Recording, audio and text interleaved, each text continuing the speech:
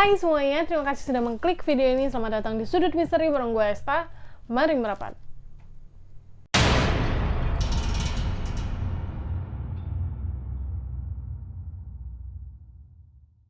Gini ya, gue kalau misalnya lagi riset-riset tentang kasus-kasus kriminal gitu suka geleng-geleng kepala gitu sama pelaku-pelaku ini gitu ya. Suka nggak habis pikir aja sama kelakuan umat-umat manusia ini. Ditambah kalau misalnya pelakunya itu bocah-bocah tengil, rasanya kayak gue tuh pengen manggilin atu-atu gitu kan. Terus gue toyor-toyorin kepalanya, terus gue bilang, lu kagak usah laga-lagaan pengen jadi kriminal, mau main ke warnet aja masih minta duit, nggak ada alasan, terima kasih. Anyway, kalian pernah lah ya mendengar istilah-istilah yang mewajarkan kenakalan-kenakalan di masa remaja, kayak misalnya kalau misalkan lo nggak nakal ya lo nggak gaul bro. Tapi bocah-bocah dalam cerita kali ini ya sangat-sangat nakalnya itu udah keterlaluan banget gitu lah. Dimana kasus yang akan kita bahas kali ini datang dari negara opa-opa kalian, yang mana ada sekelompok remaja putra ya yang kampret-kampretnya nih ngelakuin pemerkosaan kepada remaja-remaja putri yang masih di bawah umur. Dan bukan cuma itu, tapi mereka juga melakukan tindakan-tindakan mengancam atau ancaman-ancaman kepada korban-korbannya tersebut. Jadi udah kayak kriminal profesional gitu, musuh-musuhan gitu ya. Nih fucek boy nggak jelas ini. Dan kabarnya juga sistem keamanan di sana itu nggak berpihak kepada si korban. Dan itu pastinya akan kita bahas di video kali ini. Tapi sebelum ke ceritanya, jangan lupa untuk subscribe, komen, like, dan share video ini ke teman-teman kalian. Juga follow gue di Instagram @estadila biar kita bisa kenalan-kenalan. So, langsung aja ke ceritanya. Cerita kita mulai dari sebuah kota bernama Miryang yang terletak di Korea Selatan, di negara impiannya cewek-cewek ya, pada tahun 2004. Dimana pada saat itu internet sudah mulai ramai dihiasi dengan sosial media, misalnya kayak MySpace, Friendster, apa sih, MIRC. Mohon maaf ya, gue nggak tahu soalnya belum lahir guys tahun segitu. Untuk sebuah negara maju dengan kecepatan internet nomor 1 di dunia ya, tentu aja pengguna internet di Korea Selatan menggunakan sosial media itu juga ya. Dan seperti masa sekarang juga, anak-anak remaja menggunakan sosial media guna untuk mencari teman atau berkenalan dengan stranger di luaran sana. Dan hal itu juga dilakukan oleh seorang gadis berinisial C yang masih berusia 14 tahun dan dia masih duduk di bangku SMA. C sendiri itu tuh tinggalnya tuh di kota lain, yaitu di kota Ulsan, yang mana itu membutuhkan waktu kira-kira 1 jam untuk ke kota Miryang menggunakan kereta api. Nah, C ini sebenarnya adalah anak dari sebuah keluarga yang tidak utuh, di mana ayah sama ibunya itu bercerai dan dia itu tinggal dengan ayahnya dan juga adik perempuannya. Tapi sayangnya ayahnya itu adalah seorang pemabuk ya, seorang alkoholik, dan sering sekali melakukan tindakan kekerasan kepada si C. Sehingga dengan situasi yang kurang baik di rumah, akhirnya C ini mencari kesenangan ya dengan bermain media sosial di internet dan berkenalan dengan orang-orang baru. Dan pada saat itu akhirnya C berkenalan dengan seorang lelaki bernama Park yang masih usianya itu 18 tahun dan dia juga masih duduk di bangku SMA, dan Park ini tinggal di kota Miryang. Setelah beberapa lama berhubungan lewat chat di sosial media ya, akhirnya C dan Park ini memutuskan untuk bertemu pada Januari 2004 dan mereka sepakat untuk bertemu di kota Miryang, dimana pada saat itu yang harus ke sana adalah C berarti. Jadi pada saat itu C datang ke Miryang dengan harapan bisa dibilang bertemu pujaan hatinya ya, dan tentu aja di dalam pikirannya C ini dia akan bertemu dengan seorang pria yang baik hati, yang lemah lembut, dan akan menghabiskan hari-hari romantis bersama pria pujaannya yang dia kenal lewat media sosial. Tapi ternyata pada saat itulah dia masuk ke dalam sebuah perangkap yang tentunya akan menjadi mimpi buruk terbesar untuk hidupnya C. Setelah akhirnya mereka bertemu di kafe, terus mereka mengobrol gitu kan, bertukar cerita, nggak ada yang aneh sebelumnya. Sampai akhirnya Park ini mengajak C untuk bermalam di sebuah hotel.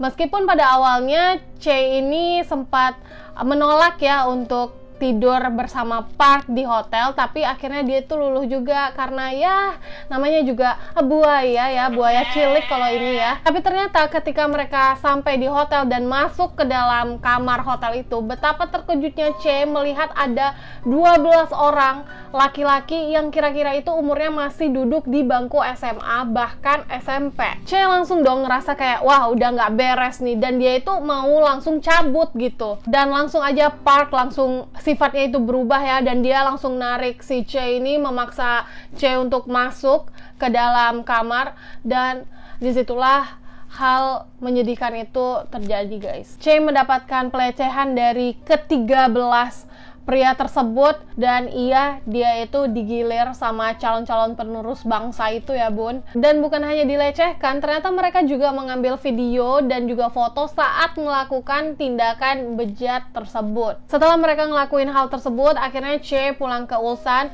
dan ternyata video dan foto yang mereka ambil pada saat melakukan pemerkosaan tersebut digunakan untuk mengancam C agar tidak melaporkan mereka kepada polisi. Jadi mereka ngirim email yang berisi video dan foto tersebut ke C dan bilang, kalau lo bilang ke orang-orang, gue sebarin nih video. Gila kan, udah kayak mantan-mantan yang gak terima lu putusin gitu, terus ngancem-ngancem mau nyebarin aib lu ke teman-teman tongkrongannya. Hati-hati tuh guys, kalau ketemu cowok kayak gitu tuh udah calon-calon psikopat kayaknya. Mendapatkan ancaman seperti itu tentu aja ya untuk seorang anak yang masih berusia 14 tahun, anak perempuan pula gitu ya, tentu mentalnya jadi terganggu gitu. Maksudnya mentalnya terganggu di sini, dia jadi ketakutan karena mungkin dia takut ntar orang-orang bakal berpikiran apa gitu, dimana dia tuh udah dipakai lah istilahnya dengan 12 orang yang berbeda-beda. Tapi ternyata selain untuk mengancam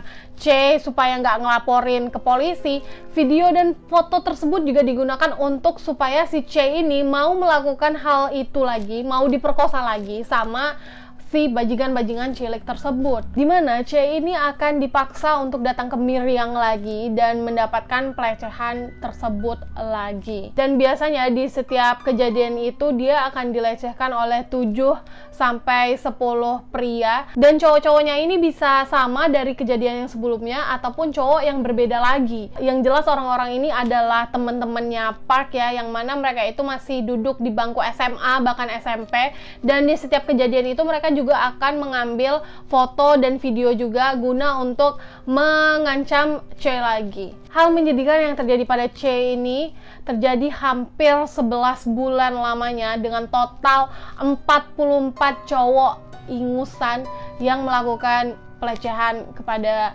dia. Diketahui pula pada suatu waktu ya, mereka itu memaksa C untuk membawa adik perempuannya yang masih berusia 13 tahun dan sepupunya yang masih berusia 15 tahun, dan mereka juga dilecehkan. Perbuatan ini pun gak hanya dilakukan di dalam kamar hotel ya, tapi mereka juga ngelakuin di playground, bahkan di lapangan tenis. Dan gak jarang ketika mereka melakukan hal-hal tersebut, mereka juga suka membawa alat-alat pembantu seksual. Tapi yang paling menyedihkan, ketika C ini pulang setelah mendapatkan pelecehan tersebut, dia juga harus mendapatkan perlakuan kasar dari ayahnya. Jadi kan tadi gue udah bilang juga dia itu tinggal sama ayahnya dan adiknya, dan ayahnya itu kecanduan alkohol dan suka melakukan kekerasan kepada si C. Jadi bisa lo bayangin ya, kalau gadis 14 tahun ini benar-benar menderita bukan secara fisik doang, tapi secara mental juga, bahkan dari laki-laki yang sangat dekat dengan dia, yaitu ayah kandungnya sendiri. Dan lu juga bisa bayangin kan gimana desperate-nya dia, karena dia tuh nggak punya kayak tempat berlindung gitu. Bahkan akhirnya dia itu sampai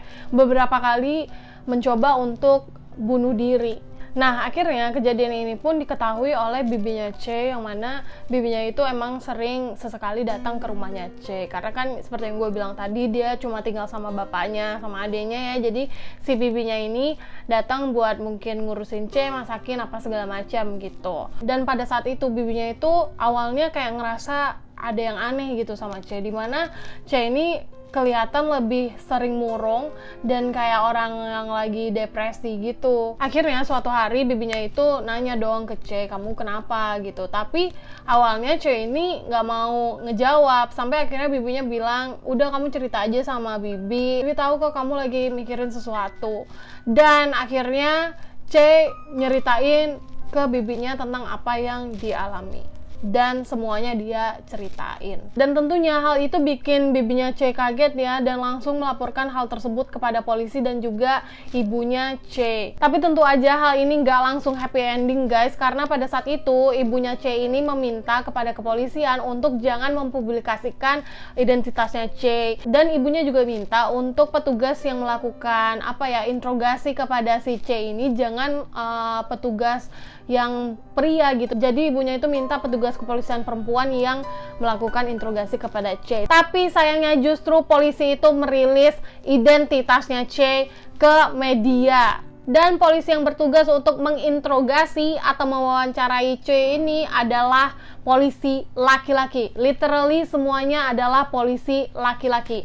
Jadi lo bisa bayangin gimana tuh rasanya jadi perempuan yang udah dilecehkan gitu ya, dan dia masih remaja juga gitu, duduk di satu ruangan bareng sama laki-laki yang nanyain tentang hal pelecehan tersebut. Gimana nggak nyamannya dia, lo bisa bayangin kan. Dan setelah dilakukan interogasi ini, ternyata selain C, adik dan juga sepupunya itu ada 2 korban lagi yang menjadi korban dari pelecehan kasus pemerkosaan di Meriang ini. Dan kalian tahu nggak, selama proses investigasi atau interogasi itu kepada para korban ini, si polisi-polisi ini menanyakan hal-hal yang kalau gue bilang kurang pantas gitu ya, dimana mereka itu ngomong kayak, kamu itu beneran ngelakuin itu bukan atas dasar suka sama suka, atau kamu ngelakuin itu bukan karena kamu yang ngerayu duluan kan. Bahkan ya mereka itu cenderung nggak percaya gitu dengan pengakuannya para korban ini, dimana mereka itu bilang, kamu tahu nggak, kamu itu udah ngerusak reputasinya Meriang.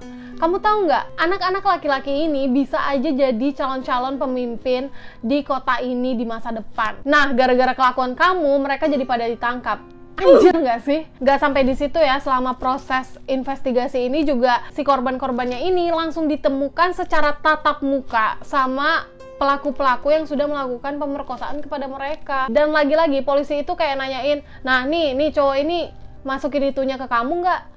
Ya Allah, kayak anjir banget sumpah. Ini tuh kayaknya tuh laki-laki tuh emang harus diruqyah semua ya bun. Yang lebih kacaunya lagi, ternyata orang tua pelaku ini sempat mengancam para korban karena sudah melaporkan anak-anak mereka ke kepolisian. Dan mereka juga bikin statement yang bilang kalau, kenapa kami harus kasihan sama keluarga korban? Apa kalian nggak bisa ngelihat penderitaan keluarga kami? Siapa juga yang bisa nahan godaan kalau ada anak-anak perempuan yang ngerayu anak laki-laki? Seharusnya keluarga mereka lah yang harusnya ngajarin putrinya itu bersikap gimana supaya kejadian kayak gini tuh nggak terjadi.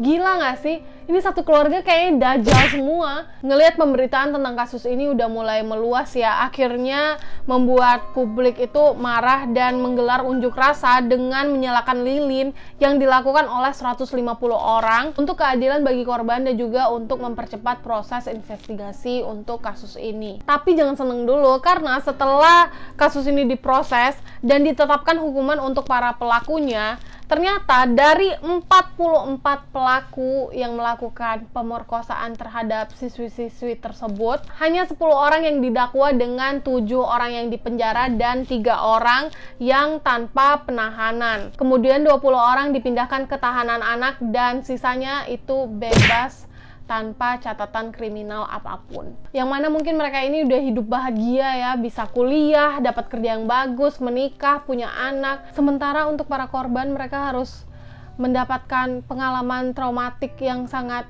sedih sekali. Bahkan mereka ada yang putus sekolah dan harus bolak-balik ke psikiater. Dan kalian harus tahu, orang-orang yang dibebaskan tanpa catatan kriminal ini ternyata bisa bebas karena ayah dari salah satu korban itu membuat kesepakatan dengan para pelaku yang mana bisa meringankan hukuman mereka dengan syarat mereka itu membayar kepada bapak tersebut. Dan iya, ayah dari salah satu korban ini nerima uang dari pelaku pelecehan anaknya sendiri. dan ngebiarin pelakunya itu bebas berkeliaran, sementara anaknya harus berjuang ngelawan traumanya. Dan bisa aja suatu saat anaknya itu ketemu sama pelaku yang lagi bebas hidup berkeliaran itu. Nah, ternyata di tahun 2007 isu tentang kekacauan proses investigasi yang dilakukan kepolisian kepada korban ini itu tuh terkuak ke media. Akhirnya para polisi ini didakwa bersalah ya karena udah lalai terhadap para korban dan dijatuhi hukuman untuk memberikan uang kompensasi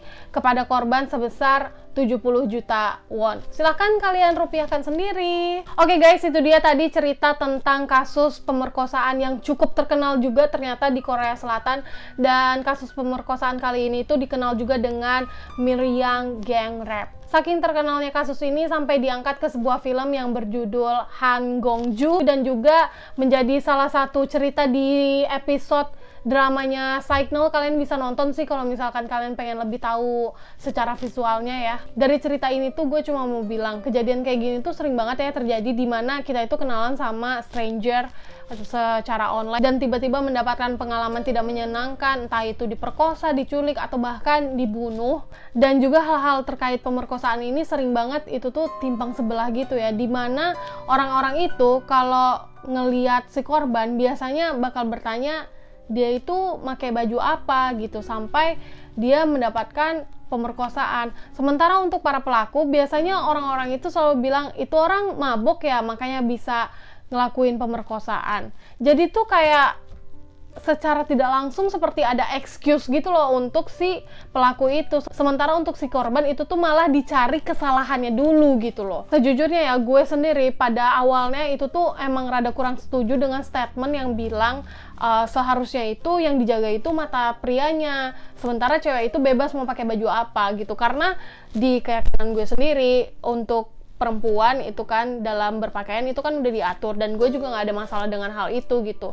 Tapi ternyata gue sendiri akhirnya mengalami sebuah ya bisa dibilang tindakan pelecehan gitu ya, sementara lo sendiri yang ngeliat gue berkerudung gitu kan, dan gue mendapatkan hal itu gitu di jalanan, dimana waktu itu jalanan itu masih rame banget dan itu kejadiannya di Jakarta jam 10 pagi, orang lagi mau berangkat kerja, itu rame banget, lo bisa bayangin kan. Terus pada hari itu gue tuh mau pergi ke kantor dan gue jalan kaki dari halte Transjakarta menuju kantor gue. Pas gue lagi jalan tiba-tiba ada motor yang berhenti di pinggir jalan, terus dia manggil gue pikir oh nih orang mau nanya alamat kan. Pas gue bilang iya, ternyata dia tuh lagi kayak nih dan tau gak sih lo, dia tuh nunjukin alat kelaminnya ke gue gitu. Dan di situ gue shock banget asli.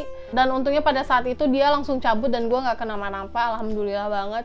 Cuma itu masih terngiang-ngiang sih sampai sekarang gitu, karena gue nggak habis pikir aja gitu. Ternyata emang orang itu bisa aja nafsu sama orang yang udah pakai baju udah ketutup apaan tahu gitu. Jadi emang ya udah, kalau misalnya udah setan ya bakal jadi setan aja gitu. Makanya gue ngangkat cerita ini kan, meskipun ini bukan cerita psikopat ataupun cerita pembunuhan gitu ya, tapi menurut gue ini salah satu cerita yang memperlihatkan apa ya, sosial kita, bahkan di Indonesia juga seperti ini gitu, dimana orang-orang itu cenderung menyalahkan korban.